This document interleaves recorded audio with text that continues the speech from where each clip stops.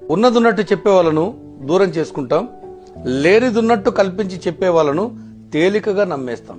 ఈ నిజం తెలుసుకునే లోపే మనల్ని నిజాయితీగా ప్రేమించిన వాళ్ళు మన నుంచి దూరం అయిపోయి ఉంటారు. మాటకు విలువ లేనప్పుడు మౌనం మంచిది, మనిషికి విలువ లేనప్పుడు దూరం మంచిది. కోపం వెనుకున్న బాధను అర్థం చేసుకోగలిగితే బంధం నిలబడుతుంది. బాధ్యతగా ఉన్నోళ్లకు బాధలు ఎక్కువ, నీతిగా ఉన్న వాళ్లకు నిందలు. కాళ్ళు తడవకుండా సముద్రాన్ని దాటగలిగే మేధవైన కళ్ళు తడవకుండా జీవితాన్ని దాటలేదు. So which hit me very hard.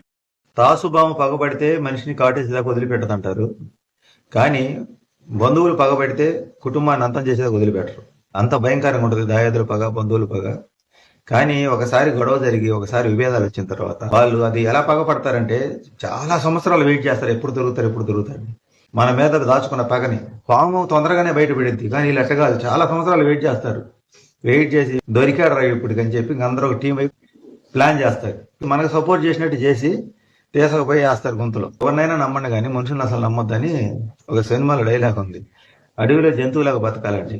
ఎందుకంటే వాళ్ళకి మనం ఏం చేయాల్సిన అవసరంలా, మనం వాళ్ళకన్నా ఏదో టైంలో గొప్పగా బతుకుంటే వాళ్ళు పతనం అయ్యేదాకా వాళ్ళు వెంటాడుతూనే ఉంటారు.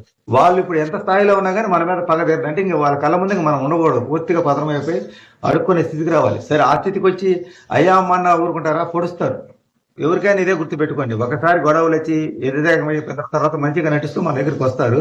నమ్మారా మీకు పంగనామాలు పెట్టి పంపించేస్తారు. ఇది నా అనుభవం. నేను వాళ్ళతో కలవాలనుకుంటే కలవండేమో కానీ నమ్మద్దు. నమ్మిదిరా సిద్ధ మునిగిదిరా అన్నట్టుగా ఇది పరిస్థితి. పరాయాడి కన్నా సానుభూతి కలిగింది, కానీ అయినోడు మటుకు సస్తనప్పుడు మంచిలు కూడా పెరిగి కోపం వస్తేమో. ఇది వాస్తవం. एक जैसा हाल तेरा मेरा इश्क है मिसाल